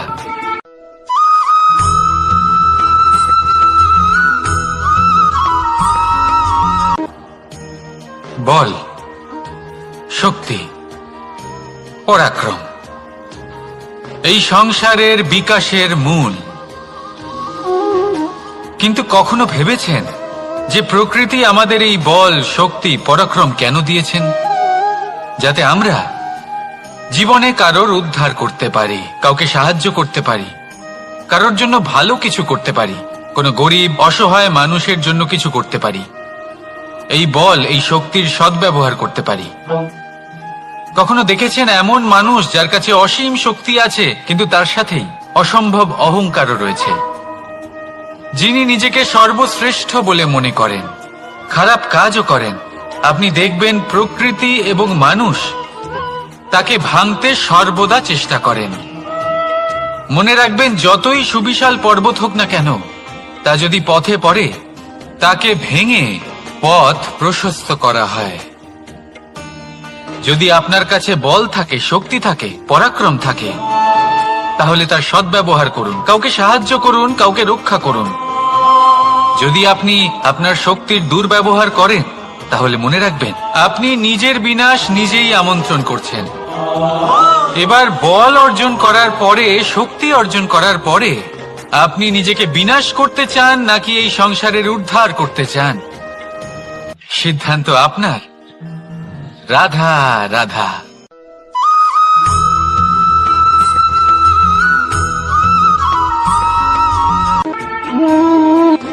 সময়, এই সময় আসলে কি? এই সময় একটা সরল রেখা তো কখনোই নয়। সময় হলো একটা চক্র, যেখানে এর আদি সেখানেই হলো এর অন্ত, আর যেখানে তা শেষ হয় সেখান থেকেই তার শুরু হয়। এই সময় একটা অত্যন্ত বিচিত্র চিন্তা, বিচিত্র ভাবনা, একটা বিচিত্র বস্তু যা কেউ বুঝতে পারেন না। এই সময়ের লীলা, এর কোনো প্রমাণ নেই, কোনো জ্ঞান নেই, কোনো পরিমাপ নেই। শুধু এটুকু আমরা জানতে পারি, যেখানে শেষ হবে সেখান থেকে একটা নতুন সূচনাও হবে। যা আজ আপনার কাছে আছে, কাল অন্য কারোর কাছে যাবে, তারপরে তার কাছ থেকেও অন্য কারোর কাছে যাবে, তারপরে তার থেকেও ছিনিয়ে নেওয়া হবে। এই নিয়তির একজনের কাছ থেকে অন্যজনের কাছে আদান প্রদানের এই সময় হলো আপনার সময়। এই সময়ের সদ্ব্যবহার করুন, এই সময়কে বাঁচুন। আপনাকে শুধু এটাই সুনিশ্চিত করতে হবে যে আপনি কোন পক্ষে আছেন। আর সত্যি বলতে কি, আপনার জীবনের পরিণাম নির্ভর করে আপনার নির্বাচনের ওপর। আপনি কোন পক্ষ নির্বাচন করছেন? তাহলে মনে রাখবেন, জীবনে সেই পক্ষই নির্বাচন করবেন যা চয়ন করার পরে আপনি সুখ অনুভব করবেন, আপনি সন্তোষ লাভ করবেন, প্রসন্নতা লাভ করবেন। আর আমি এটাই সুনিশ্চিত করব যে এই পক্ষ যেন শান্তির পক্ষ হয়, এই পক্ষই যেন প্রেমের পক্ষ হয়। তাহলে চিন্তা করবেন না, আর আসুন আমার সাথে ভালোবেসে বলুন, রাধা রাধা।